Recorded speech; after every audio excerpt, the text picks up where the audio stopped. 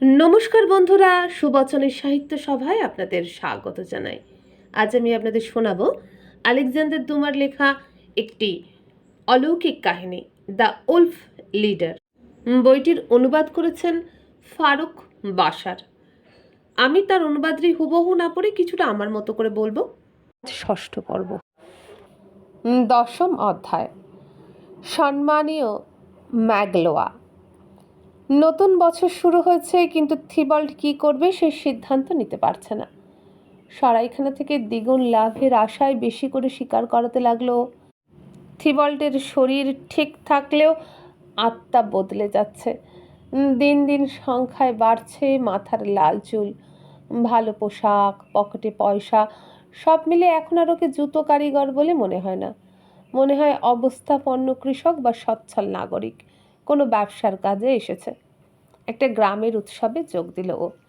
সেখানে বিল সাঁচার আয়োজন ছিল। বিল সাঁচার বিষয়টা বেশ উত্তেজনাকর।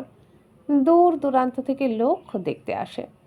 অনেক আগে থেকেই ঘোষণা করে দেওয়া হয়, 1 থেকে 3 মাইল লম্বা বিলে একদিক থেকে জল ছাড়া হয়, আর অন্য দিক থেকে বেরিয়ে যায় সেই জল।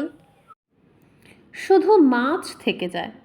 সেই খালি বিলে ছোট বড় সব মাছ ধরার নামই হলো বিল সেঁচা। এই কাজ সমাধা করতে হয়তো অনেক সময় 7 দিনও লেগে যায়।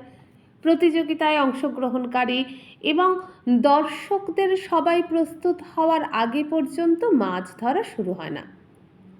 অনুষ্ঠান শুরুর আগেই দর্শকেরা এসে হাজির হয়, যে যেখানে পারে জায়গা করে নেয়। তারপর বিলের জল ছাড়া শুরু হয়। প্রথমে পরিষ্কার জল, তারপর একটু ময়লা, তারপর আরও ময়লা। একসময় মাছের জন্য টিকে থাকা কঠিন হয়ে ওঠে। স্রোতের উল্টো দিকে সাঁতরাতে থাকে মাছ। তখন একদল লোক নেমে সেই মাছ তুলতে শুরু করে। জীবিত মাছগুলো ঝুড়িতে ভরে ট্যাঙ্কে জমা করা হয়, আর মরা মাছ ঘাসে ফেলে রাখা হয় দিন শেষ হবার আগেই বিক্রি করার জন্য। স্লুইস গেট দিয়ে জল বেরোতে থাকে। আসল খেলাটা শুরু হয় যখন মাছের চাপে জল বেরোনো বন্ধ হয়ে যায়। মাছ তোলার দলকে তখন বিশাল সব মাছের সঙ্গে রীতিমতো যুদ্ধ করতে হয়। দর্শকেরা এই সময় এসে হাততালি দিতে থাকে। এভাবে চলে 5-6 দিন। তারপর কাদার ভেতর থেকে বেরোয় ইল মাছগুলো। ওগুলোর জন্য পিস্তলধারীরা ঘুরে বেড়ায় পুকুরের ধারে। থিবল্টো হাত পা চালিয়ে বিলের কাছে যাওয়ার চেষ্টা করলো। পরে এক মহিলার জামা কুঁচকে দিল পথেই।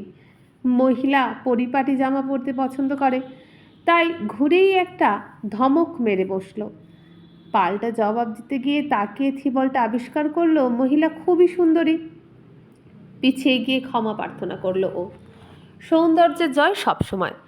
এমন যদি হতো যে মহিলা খুব ক্ষমতাশালী কিন্তু দেখতে সুন্দর নয়, তাহলেও কিন্তু থিবল্ট পাল্টা জবাব ঠিকই দিত। আবার এটাও হতে পারে মহিলার সঙ্গীকে দেখে ও অবাক হয়ে গিয়েছিল।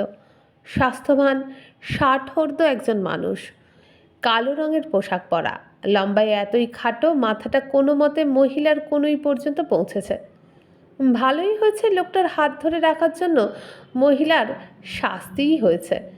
লোকটার কাঁধের ওপর ভর দিয়ে আছে সে। বেখাপ্পা ধরনের কিছু আধুনিক চীনা মূর্তি আছে না, ছোট পা, বিশাল ভুঁড়ি, মোটা হাত, সুন্দর করে ছুটি পাতা চুল, সেগুলোর কথা মনে করিয়ে দিচ্ছে লোকটা। কিছু পোকাও আছে, যেগুলোর পা শরীরের তুলনায় এতই ছোট যে হাঁটার বদলে গড়িয়ে যাওয়াটাই তাদের জন্য সুবিধাজনক। সেই পোকাগুলোর আকৃতির সাথেও কেমন একটা সাদৃশ্য আছে লোকটার। তবে এইসব সত্ত্বেও হাস্যোজ্জ্বল মুখ আর বন্ধুত্বপূর্ণ দৃষ্টি দেখে তার প্রতি যে কেউ আকর্ষণ বোধ করবে। লোকটা যে জীবনটা উপভোগ করতেই ধরাধামে এসেছে। মহিলাকে থিবল্টের উপর ক্ষেপে উঠতে দেখে সে বাধা দিল। ধীরে মাদাম ম্যাগলোয়া, ধীরে। এই বেচারাকে এত কঠিন কথা বলার দরকার নেই, ও নিজে থেকেই যথেষ্ট দুঃখিত। আমার এত সুন্দর জামাটা নষ্ট করবার জন্য ধন্যবাদ দেব, তাই না? থিবল্ট বলল, ক্ষমা করবেন ম্যাডাম, আপনি যখন তাকালেন এত সুন্দর মুখ দেখে খেয়াল করতে পারিনি কোথায় পা দিচ্ছি। 3 মাস থিবল্ট নেকড়েদের সাথে ঘুরে বেরিয়েছে। সে হিসাবে প্রশংসার ভাষাটাকে খারাপ বলা যায় না। অবশ্য মহিলা প্রশংসায় গড়ল না। থিবল্ট ভাবল ভালো পোশাক পরে আছে, কিন্তু তারপরেও মেয়েদের কৌতূহলী অন্তর্দৃষ্টি নিয়ে সে বুঝে ফেলেছে থিবল্ট তাদের সমপর্যায়ের মানুষ নয়। মহিলার সঙ্গে অবশ্য খাটো হাতে হাততালি দিয়ে বসল। বাহ, তোমাকে বেশ বুদ্ধিমান বলেই মনে হচ্ছে বন্ধু। মেয়েদের সাথে কিভাবে কথা বলতে হয় তুমি জানো। মহিলাকে উদ্দেশ্য করে বলল, কত সুন্দর করে তোমার প্রশংসা করলো। আমাদের উচিত ওকে ড্রিঙ্কের নিমন্ত্রণ দেওয়া। নেপোমুসেন, তোমাকে আমি চিনি, সবসময় তুমি ড্রিঙ্ক করার তালে থাকো। উপলক্ষ না থাকলে সুযোগ তৈরি করে নাও। ভুলে গেছো ডাক্তার তোমাকে মদ খেতে নিষেধ করেছে? তা ঠিক, তাই বলে তো ভদ্রতার প্রদর্শন করতে নিষেধ করেনি। সুজান, এই রুক্ষ মনোভাবটা তোমাকে মানাচ্ছে না। বাইরের কেউ শুনলে ভাববে একটা গাউন নিয়ে ঝগড়া বাঁধিয়ে দিয়েছ। এই ভদ্রলোককে আমাদের সাথে বাড়ি যেতে রাজি করাও। যদি পারো, বাড়িতে পা দেওয়া মাত্র তোমার পছন্দের সিল্কের গাউন কেনার টাকা আমি দেব। এই কথায় জাদুমন্ত্রের মতো কাজ হলো। মাছ ধরার পালাও শেষের পথে। মহিলা থিবল্টের বাড়িয়ে দেওয়া হাত জড়িয়ে ধরল। থিবল্ট তো আগে থেকেই মহিলার রূপে মুগ্ধ। স্বামী স্ত্রীর কথা শুনে বুঝতে পারল মহিলা একজন ম্যাজিস্ট্রেটের স্ত্রী। বেরোবার সময় ভিড় আলগা করার দায়িত্ব নিষ্ঠার সাথে পালন করলো। থিবল্ট ভাবছে এই বেলিফের স্ত্রীর পছন্দের লোক হিসেবে কি কি সুবিধা ও ভোগ করতে পারবে। মহিলা তার নিজের সুখ কল্পনায় বিভোর। থিবল্টের দিকে তেমন একটা মনোযোগও দিচ্ছে না। মহিলার ক্ষুদে সঙ্গী ওদের পাশে হাস্যকর ভঙ্গিতে হাঁটছে আর গল্প করছে। বলতে গেলে যাত্রাপথটা সেই জমিয়ে রেখেছে। 11 অধ্যায়, ডেভিড আর গোলায়াত। ওরা হেঁটে হেঁটে বাড়ি পর্যন্ত গেল। বেলিফ সাহেব সিঁড়ি টপকে গিয়ে বেশ কষ্ট করে ঘন্টা বাজালো। বাড়ির কর্তা অতিথি সহ বাড়ি ফিরেছে। এক সুবেশী গৃহপরিচারিকা এসে দরজা খুলে দিল। তাকে নিচু কণ্ঠে খাবার আয়োজনের আদেশ দিয়ে ঘুরল ছোটোখাটো মানুষটা। আসুন, বেলিফ নেপোমুসের বাড়িতে আপনাকে স্বাগতম। মাদামকে আগে যেতে দিল থিবল্ট। তারপর ও ড্রয়িং রুমে ঢুকল। থিবল্ট মুগ্ধ হয়ে ঘরের চাকচিক্য লক্ষ্য করছিল। এমন সুযোগ এর আগে কখনো পায়নিও। মাদাম তার ছেলের সঙ্গে লক্ষ্য করলো ওর মুগ্ধতা, কিন্তু স্বামীর মন রক্ষার্থে অতিথিকে হাসি মুখে অভ্যর্থনা জানালো। একটু পরে অবশ্য ক্লান্তির কথা বলে ঘরে চলে গেল সে। যাওয়ার আগে থিবল্ট যেন আবার ওদের বাড়িতে আসে এই বলে হাসি মুখে বিদায় নিল। মাদাম চলে যেতেই মসিয়ে ম্যাগলোয়া সে উপলক্ষে পান করার তোড়জোড় শুরু করলো। কোনো জমায়েতে বা বলরুমে মেয়েরা আকর্ষণীয় বটে, কিন্তু মদের আসরে পুরুষের চেয়ে উত্তম সঙ্গী আর হয় না, কি বলো? পরিচারিকা পেরিন এসে জানতে চাইল কোন ওয়াইনটা আনবে, কিন্তু ওয়াইনের ব্যাপারে কোনো মেয়েকে বিশ্বাস করতে রাজি নয় বাড়ির কর্তা। তাই জবাবে পেরিনকে নিচু হতে বলল ম্যাগলোয়া। ও ঝুঁকতে একটা চুমু খেলে ওর গালে, কিন্তু মোটেই লজ্জা পেল না মেয়েটা। সম্ভবত এটা অভিজাতদের স্বাভাবিক আচরণ। মেয়েটা হাসি মুখে আবার জানতে চাইল, স্যার কোনটা আনবো? কোনোটাই না পেরিন, ভালো ব্র্যান্ড সংখ্যায় আছে যে সঠিকটা তুমি খুঁজেই পাবে না, তাই আমি সেলারে যাচ্ছি। ছোট ছোট পায়ে দম দেওয়া খেলনার মতো করে হেঁটে সেলারের উদ্দেশ্যে রওনা হয়ে গেল সে। পার্থক্য এই, পুতুলটা দম দিয়েছেন ঈশ্বর নিজে। থিবল্ট নিজের ভাগ্যকে ধন্যবাদ দিল। নিতান্ত কপাল গুণেই এমন বিলাসবহুল বাড়িতে বসবাসরত সৌহার্দ্যপূর্ণ স্বামী এবং সুন্দরী স্ত্রীর সঙ্গে ওর পরিচয় হয়েছে। মিনিট 5 পর দরজা খুলে বেলিফ দু হাতে আর দু বগলে দুটো দুটো 4টে বোতল নিয়ে ফেরত এলো। এরই মধ্যে সাপারের সময় হয়ে গেছে। যে সময়ের কথা তখন ডিনার হতো মধ্য দুপুরে আর সাপার 6টা নাগাদ। 6টা বাজার আগেই অবশ্য সন্ধ্যা নেমে গেছে। তা 6টাই বাজুক কি 12টা, যদি আলো জ্বালিয়েই খেতে বসতে হয় তাহলে সেটাকে সাপার বলাই ভালো। বোতল নামিয়ে ঘন্টা বাজালো বেলিফ। পেরিন আবার এসে ঢুকলো। খাবার কখন সাজানো হবে? ম্যাগলোয়া প্রশ্ন করল। যখন আপনি চাইবেন। আমি জানি আপনি দেরি করা পছন্দ করেন না, তাই সব প্রস্তুত করেই আছি আমি। তাহলে যাও, মাদামকে জিজ্ঞাসা করে আসো। এটাও বলো আমরা অপেক্ষা করছি। পেরিন চলে গেল। চলো বন্ধু, খাবার ঘরে গিয়ে অপেক্ষা করি। নিশ্চয়ই তোমার ক্ষুধা পেয়েছে, আর ক্ষুধা পেলে পেট ভরবার আগে চোখ ভরাই আমি। মনে হচ্ছে আপনি বেশ পেটুক মানুষ।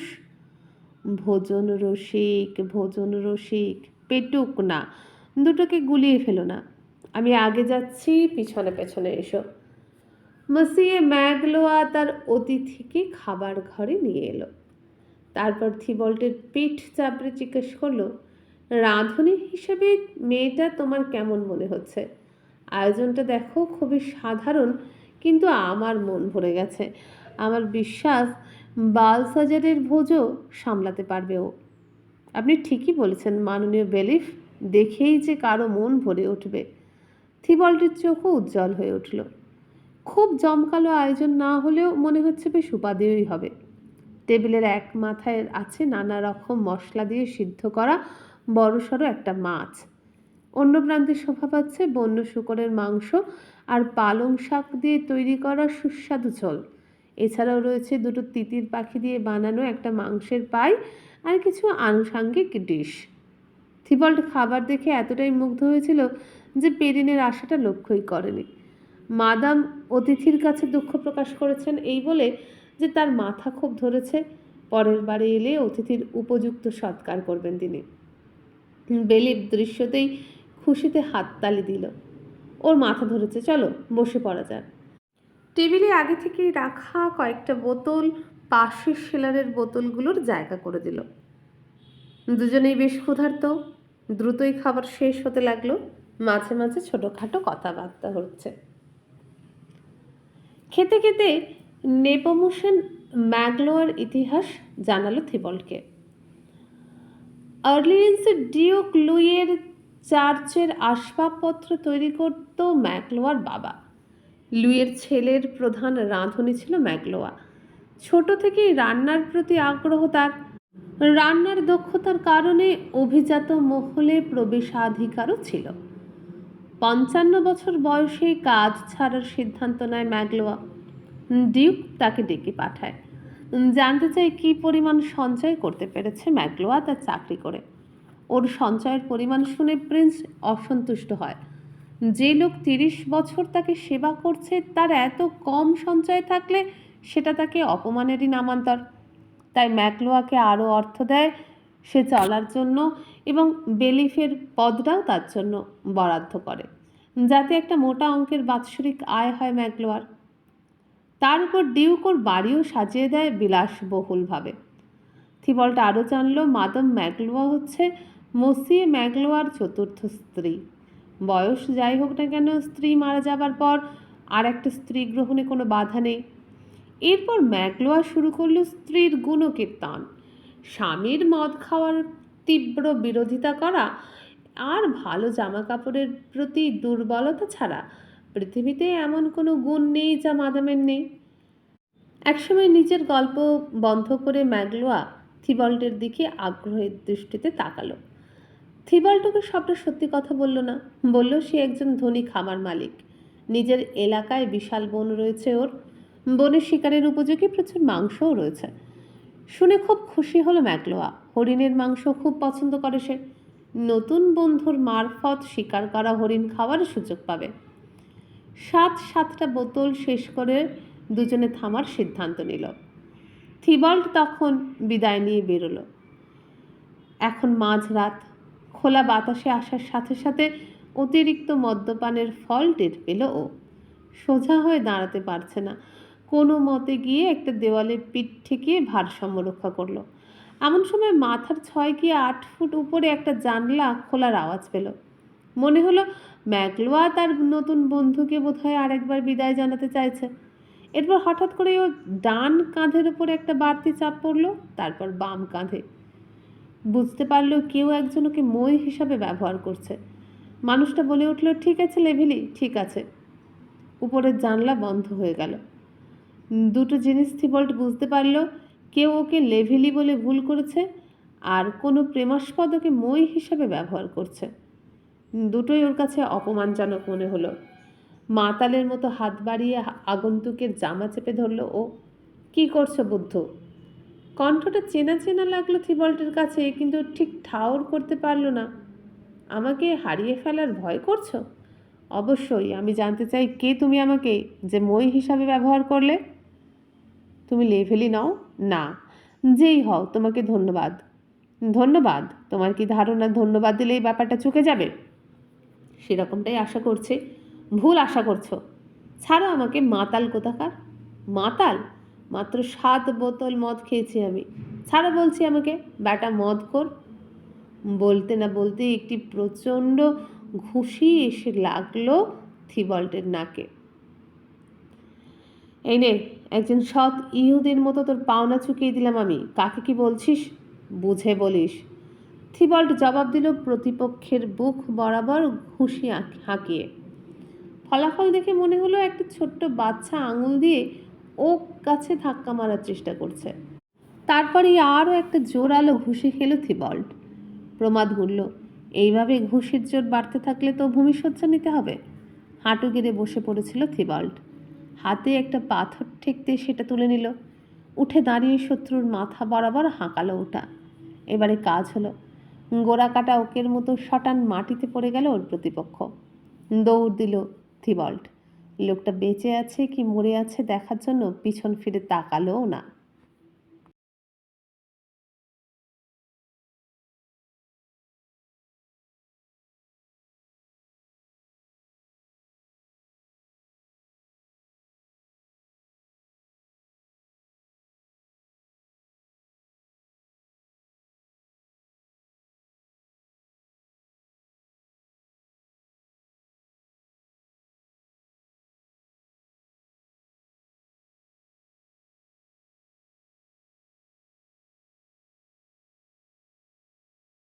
দ্বাদশ অধ্যায়, ভেড়ার পালে নেকড়ে।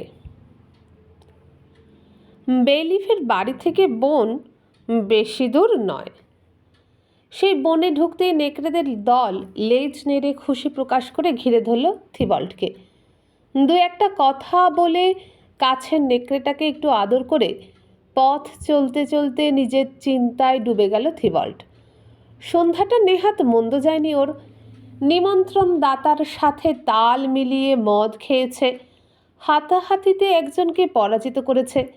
নিজেকেই বলল, থিবল্ট, স্বীকার করতেই হবে এখন তোমার বৃহস্পতি তুঙ্গে। বেইলিফের স্ত্রী মাদাম সুজান এমন মেয়ে আর পাওয়া যাবে না। এখন শুধু বেইলিফ মারা গেলেই হয়, স্ত্রী হোক বা প্রেমিকা। মেয়েটা পাশে থাকলে তোমাকে ভদ্রলোক না ভেবে কারো কোনো উপায় থাকবে না। যদি কোনো ভুল না করো তাহলে সবই তোমার হবে। প্রথম পরিচয়ে নিজের অনুভূতি প্রকাশ করতে ভয় পাচ্ছিল মেয়েটা, তবে বাড়ি যাবার পর কত ভালো ব্যবহারই না করলো। সময় মতো ব্যবস্থা নিলেই আর কোনো সমস্যা হবে না। যদিও বেচারা ম্যাগলোয়ার মৃত্যু আমি চাই না, চাওয়া উচিত না। স্বাভাবিকভাবে মারা গেলে ঠিক আছে, কিন্তু হত্যার চিন্তা করাটা ঠিক হবে না। হাজার হোক ওয়াইন আর প্রচুর সুস্বাদু খাবার খাইয়েছে। তারপর একটা রহস্যময় হাসি হেসে যোগ করল, তবে যে হারে মদ আর খাবার খায় লোকটা, ওপরে যেতে খুব বেশি সময় লাগার কথা নয়। কোনো অসুস্থতা বা অস্বাভাবিক মৃত্যু চাই না আমি ওর। আর 10 জনের ভাগ্যে যা জোটে, ওর ভাগ্যে যেন তার চেয়ে একটু বেশি জোটে। খুশিতে হাত ঘষতে লাগলো ও। হাঁটতে হাঁটতে কখন যে শহরে চলে এসেছে টেরই পায়নি। এখন ব্যাপারটা লক্ষ্য করে ইশারায় নেকড়েগুলোকে চলে যেতে বলল। নেকড়ের পাহারায় কেন বা কিভাবে চলাফেরা করছে এর ব্যাখ্যা দিতে পারবে না। তাছাড়া কোনো কুকুর দেখে ফেললে ডেকে ডেকে লোকের ঘুম ভাঙিয়ে ফেলবে। বাড়ি ফিরে থিবল্ট দেখল নেকড়েগুলো তখন বিদায় নিলেও ঠিকই ওর ঘরের সামনে এসে অপেক্ষা করছে। ওগুলোকে পরের রাতে একই সময়ে আবার আসতে বলল ও। বাড়ি পৌঁছতে যদি রাত 2টো বেজে যায়, থিবল্টের ঘুম কিন্তু সকাল সকালই ভাঙল। ম্যাগলোয়াকে যে জমির কথা বলেছে ও, সেটা আসলে অরলিয়েন্সের ডিউকের। ও একটা পরিকল্পনা করেছে। বেইলিফ শিকারের আগ্রহ প্রকাশ করেছিল, সে কারণেই সকাল সকাল ওঠা। সারাদিন ঘুরে হরিণ, বুনো শুয়োর, খরগোশের ডেরাগুলো খুঁজে বার করল থিবল্ট। অন্ধকার নামলে নেকড়েদের মতো ডাক ছাড়ল ও। সেই শুনে বুড়ো বাচ্চা সমেত নেকড়ের দল আরও ভারী হয়ে ছুটে এলো। থিবল্ট নিজেও ওদের সঙ্গে আজ শিকারে যাবে। সেই রাতে শিকার যেটা হলো তা ভাষায় বর্ণনা করা কঠিন। সারা রাত বন জুড়ে হুটোপুটির আওয়াজ শোনা গেল। নেকড়েরা দলবদ্ধ হয়ে শিকার করছে আর থিবল্ট তাদের সাথে ছুরি হাতে কাটাকাটি করছে। হরিণ, শুয়োর, খরগোশ সব রকম শিকারই হলো সে রাতে। থিবল্টের ঘরের সামনে শিকারের স্তূপ জমে গেল। সকালে একটা ঠেলা ভর্তি করে মাংস নিয়ে গেল ও বিক্রি করতে, আর সেরা মাংসগুলো রেখে দিল মাদাম ম্যাগলোয়ার জন্য। নিজে না গিয়ে আগে উপহার পাঠানোর বুদ্ধিটা মাথায় এলো ওর। এক লোককে টাকা দিল শিকারগুলো বেইলিফের বাড়িতে পৌঁছে দেওয়ার জন্য। একটা কাগজে লিখে দিল মসিয়ে থিবল্টের পক্ষ থেকে। একটু পরেই ও রওনা হলো। যতক্ষণে পৌঁছলো ততক্ষণে শিকারের মাংস টেবিলে রাখা হয়েছে। খুশির চোটে হাত মিলিয়ে বন্ধুকে জড়িয়ে ধরার চেষ্টা করলেও বেইলিফ উচ্চতার স্বল্পতা আর স্বাস্থ্যের আধিক্যের কারণে ব্যর্থ হলো। তারপর সে হয়তো ভাবলেও সে নিজে যা পারেনি সে কাজে মাদাম ম্যাগলোয়া হয়তো সাহায্য করতে পারবে। দরজার কাছে গিয়ে উচ্চ স্বরে ডাকলো, সুজান, সুজান। স্বামীর ডাক শুনে উপর থেকে নেমে এলো সুজান। এসে দেখলেও তার স্বামী ঘুরে ঘুরে টেবিলে রাখা শিকারগুলো দেখছে। দেখো দেখো সুজান, হাতে তালি দিয়ে বলল ম্যাগলোয়া। দেখো থিবল্ট কী করেছে। ও এমন একজন লোক যে জানে কিভাবে কথা রাখতে হয়। সেদিন কথা দিয়েছিল আমাদের শিকারের মাংস খাওয়াবে, আর আজ গাড়ি ভর্তি করে পাঠিয়ে দিয়েছে। ওর সাথে হাত মেলাও, ধন্যবাদ জানাও ওকে। স্বামীর কথা অনুযায়ী হাত মেলালো মাদাম। চুমু খাবার জন্য গাল এগিয়ে দিল। টেবিলের শিকারগুলোর দিকে তাকালো সে। কোনটা দিয়ে কি রান্না হবে সে নির্দেশনা দিল ম্যাগলোয়া। স্বামীর এই উচ্ছ্বাসের তুলনায় স্ত্রীকে কিন্তু কিছুটা ম্লান বলে মনে হলো। তবে মাদাম জানাতে ভুলল না থিবল্টকে শুধু খেয়েই না থেকেও যেতে হবে। এই আমন্ত্রণে থিবল্টের খুশি সহজেই অনুমেয়। যতক্ষণে মাদাম জোয়েল পেরিন উপাদেয় খাবার প্রস্তুত করছে ততক্ষণ থিবল্ট একসাথে গলা ভেজানোর প্রস্তাব রাখল। থিবল্ট রাঁধুনির নামও মনে রেখেছে দেখে অবাক হলেন মাদাম ম্যাগলোয়া। একটু পরেই সেলার থেকে ফ্রান্সে কম পরিচিত ডাচ ভারমুথ আনা হলো গলা ভেজাবার জন্য। তৈরি হবার জন্য নিজের ঘরে ফিরে গেল সুজান। ফেরার পর তার ওপর থেকে চোখ ফেরাতে কষ্ট হচ্ছিল থিবল্টের। চোরা দৃষ্টি হানছে ও সুজানের দিকে। শুধু তাই নয়, দুঃসাহস দেখিয়ে টেবিলের তলা দিয়ে হাঁটুর গুঁতো দিচ্ছে মহিলার হাঁটুতে। সুজান একসময় চোখ তুলে থিবল্টের দিকে তাকালো, তারপর হঠাৎই ফেটে পড়ল হাসিতে। বেইলিফও একটু চমকে উঠল। থিবল্টের দিকে তাকিয়ে বোঝার চেষ্টা করলো কী ঘটেছে। তারপর চেঁচিয়ে উঠে বলল, বন্ধু, আগুন লেগে গেছে তো। দাঁড়িয়ে পড়ল থিবল্ট। কোথায়, কিভাবে? তোমার চুলে, বলেই জরুরি ভঙ্গিতে জল দিয়ে আগুন নেভাতে লাগলো সে। হাত তুলে নিষেধ করে বসে পড়ল থিবল্ট। বুঝে ফেলল কি ঘটেছে। গত দুদিনের দৌড়োদৌড়িতে ভুলেই গিয়েছিল আজ চুল ঢেকে আসার কথা।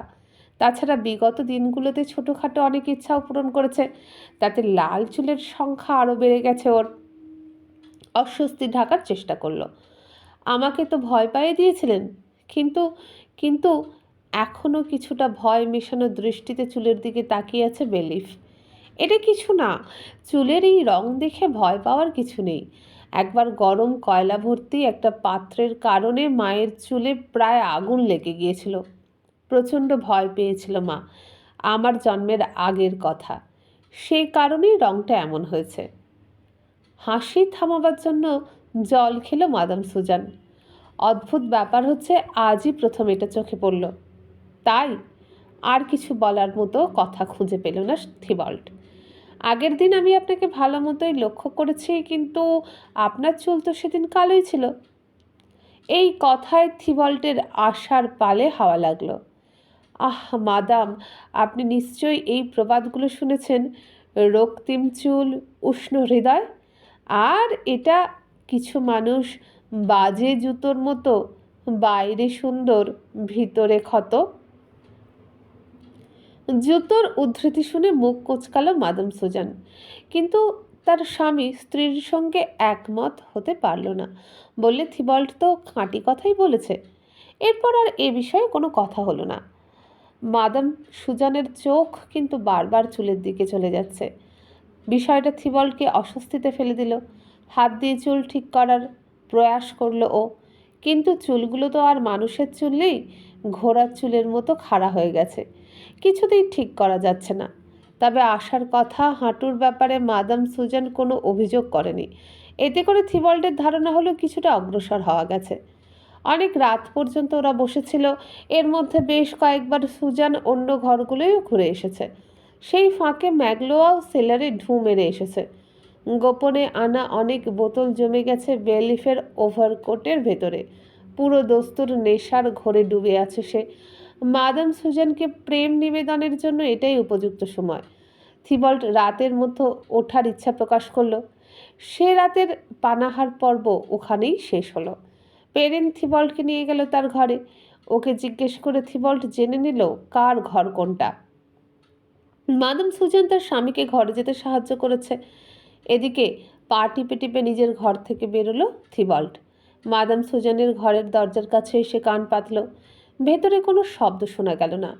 চাবিটা দরজার তালার সাথেই লাগানো। এক মুহূর্ত অপেক্ষা করে চাবি ঘোরালো ও। ঘরটা অন্ধকার, তবে সেটা কোনো সমস্যা না। নেকড়েদের সাথে থেকে থেকে থিবল্ট এখন অন্ধকারেও দেখতে পায়। ঘরের চারদিকে চোখ বুলিয়ে কোথায় কি আছে দেখে নিল। তারপর সবচেয়ে দূরের জানলার পর্দার আড়ালে গিয়ে দাঁড়ালো। ওর হৃৎপিণ্ডটা ধুক ধুক করছে। সুজান ঘরে ঢুকলো। দরজার আওয়াজটা ক্রলের সেই মিলের চাকার অশুভ আওয়াজের কথা মনে করিয়ে দিল।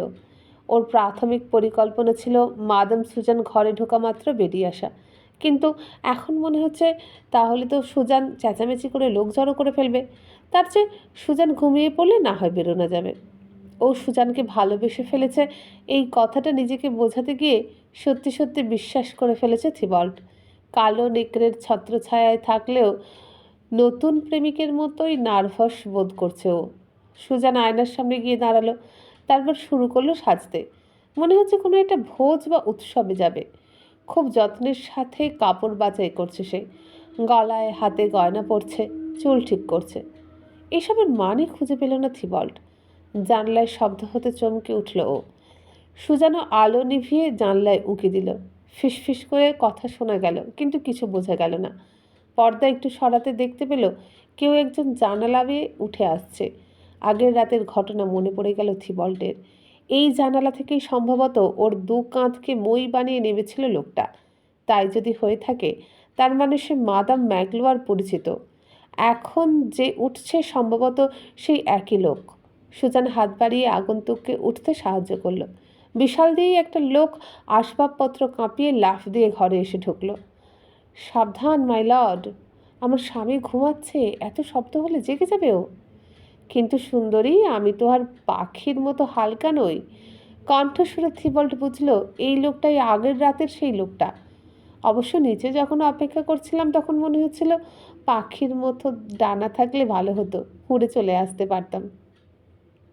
আমারও মাই লর্ড, আপনাকে শীতের রাতে বাইরে দাঁড় করিয়ে রাখতে খুবই খারাপ লাগছিল, কিন্তু কি করব, আমাদের অতিথি এই আধ ঘন্টা আগে ঘুমোতে গেল। আর গত আধ ঘন্টা কী করছে? মসিয়ে ম্যাগলোয়া যেন রাতে আমাকে আর বিরক্ত করতে না আসেন তার ব্যবস্থা করছিলাম। হৃদয়েশ্বরী, সব দিকে তোমার খেয়াল থাকে। কি যে বলেন না। মুখ বন্ধ হয়ে যাওয়ায় কথাটা শেষ করতে পারল না সুজান। আবার হতাশ হলো থিবল্ট। কাশির শব্দ শুনে ওর চিন্তায় ছেদ পড়ল। কাশি থামার পর লোকটা বলল, জানলাটা মনে হয় বন্ধ করা উচিত। ও মাই লর্ড, আগেই বন্ধ করা উচিত ছিল। মাদাম উঠে গিয়ে জানালা বন্ধ করে ভালো মতো পর্দা টেনে দিল। আগন্তুক এরপর একটা চেয়ার নিয়ে ফায়ারপ্লেসের সামনে গিয়ে বসল। অনেকক্ষণ ঠান্ডার মাঝে দাঁড়িয়ে থাকার পর এটাই স্বাভাবিক। সুজান তার চেহারের পেছনে হাত রেখে দাঁড়ালো। দেখে রাগ বাড়তে লাগলো থিবল্টের। শরীর কিছুটা গরম হওয়ার পর আগন্তুক জিজ্ঞেস করলো, তাই লোকটা মানে তোমাদের অতিথিটা কে? মাই লর্ড, আপনি ওকে খুব ভালো করেই চেনেন মনে হচ্ছে। কি? সেই রাতের মাতালটা নাকি? সেই। ওকে যদি আর একবার পাই না হাতের কাছে। সঙ্গীতের মতো মধুর সুরে সুজান উত্তর দিল, এমন অশুভ চিন্তা মনে ঠাঁই দেবেন না। পবিত্র ধর্মের উপদেশ অনুসারে শত্রুকে ক্ষমা করতে শেখা উচিত আমাদের। আরও একটা ধর্ম অবশ্য আছে, তুমি সেই ধর্মের দেবী আর আমি সামান্য এক অনুসারী। ওই বদমাসটার ক্ষতির চিন্তা করা আমার উচিত না। ওর অন্যায়ভাবে করা আঘাতে আমি জ্ঞান হারাই। আমাকে অজ্ঞান দেখে তুমি তোমার স্বামীকে ডেকে তুললে। সে এসে আমাকে তোমার জানালার নিচে আবিষ্কার করে ভেতরে নিয়ে গেল। তুমি দয়া পরবশ হয়ে আমাকে থাকতে দিতে রাজি হলে। সেভাবে চিন্তা করলে ওর কারণেই তোমার বাড়িতে প্রবেশের আমার এতদিনের ইচ্ছা পূরণ হয়েছে। তারপরেও ব্যাটাকে যদি আমার চাবুকের নাগালে পাই, সেটা ওর পক্ষে মোটেই সুখকর হবে না। দেখা যাচ্ছে আমার ইচ্ছা আবারও একজনের সুবিধা করে দিয়েছে। নেকড়ে সাহেব, আমার এখনও অনেক কিছু শেখার বাকি আছে দেখা যাচ্ছে। ভবিষ্যতে আমি এমনভাবে ভেবেচিন্তে চাইব যাতে ছাত্রই তখন শিক্ষক হয়ে ওঠে। থিবল্ট মনে করার চেষ্টা করছিল কণ্ঠটা কার খুব চেনা চেনা লাগছে। একটা কথা বলতে পারি যেটা শুনলে বেচারার উপর আপনার আরও রাগ বেড়ে যাবে। কি? আপনার ভাষায় সেই অকর্মার ঢেকি আমার সাথে প্রেম করতে চাইছে। ফু! সুজান হাসতে হাসতে বলে, সত্যি কথা। কি? ওই বজ্জাতটা কোথায়? বিল জবাবের দিব্যি। ওকে আমার কুকুরের মুখে ছুঁড়ে দেব। বলতে বলতে উত্তেজনায় দাঁড়িয়ে গেল লোকটা, এবং এই কথা শোনার সাথে সাথেই লোকটাকে চিনে ফেলল থিবল্ট। আহ, লর্ড ব্যারন, আপনিই তাহলে এসেছেন? ওকে নিয়ে মাথা ঘামানোর দরকার নেই মাই লর্ড। প্রেমিকের কাঁধে হাত রেখে আবার বসিয়ে দিল সুজান। আপনিই একমাত্র মানুষ যাকে আমি ভালোবাসি। আর যদি তা নাও হতো, অমন কপালের মাঝে লাল চুলওয়ালা লোককে ভালোবাসতে আমার বইয়েই গেছে। ডিনারের কথা মনে যাওয়ায় আবার হাসতে শুরু করলো সে। বেলিফের স্ত্রীর প্রতি একটা ভয়ঙ্কর রাগ জমে উঠল থিবল্টের মনে। বিশ্বাসঘাতিনী, এই মুহূর্তে এই ঘরে তোর ভালো সৎ দয়ালু স্বামীর প্রবেশের বিনিময়ে বিসর্জন দিতে রাজি নেই এমন কিছু নেই আমার। থিবল্টের ইচ্ছেটা পোষণ করার সাথে সাথেই খুলে গেল ঘরের দরজা। হাতে একটা মোমবাতি নিয়ে ভেতরে প্রবেশ করলো মোসে ম্যাগলোয়া। মাথার লম্বা টুপিটার কারণে তাকে 5 ফুটের মতো লম্বা মনে হচ্ছে। আহ, চমৎকার মাদাম ম্যাগলোয়া, এবার আমার হাসার পালা, নিচু স্বরে বলল থিবল্ট। ত্রয়োদশ। যদি ভালো লাগে একটা লাইক করবেন, বন্ধুদের সাথে ভিডিওটা বেশি বেশি শেয়ার করবেন, আর এখনও আমার চ্যানেল সাবস্ক্রাইব না করে থাকলে সাবস্ক্রাইব করে আমাকে উৎসাহিত করবেন। আর যদি নানা সাদের গল্প শুনতে চান, তাহলে এই ভিডিওর নিচে যে বার আছে সেখানে ক্লিক করুন, খুলে যাবে চ্যানেলের হোম পেজে পাবেন প্লেলিস্টে আমার আজ পর্যন্ত আপলোড করা সব গল্প রয়েছে আপনারই জন্য, থরে থরে বিভাগ অনুযায়ী সাজানো। যতক্ষণ না নতুন গল্প আনছে সেগুলোই শুনুন। আজকের মতো আমি বিদায় নিলাম। নমস্কার।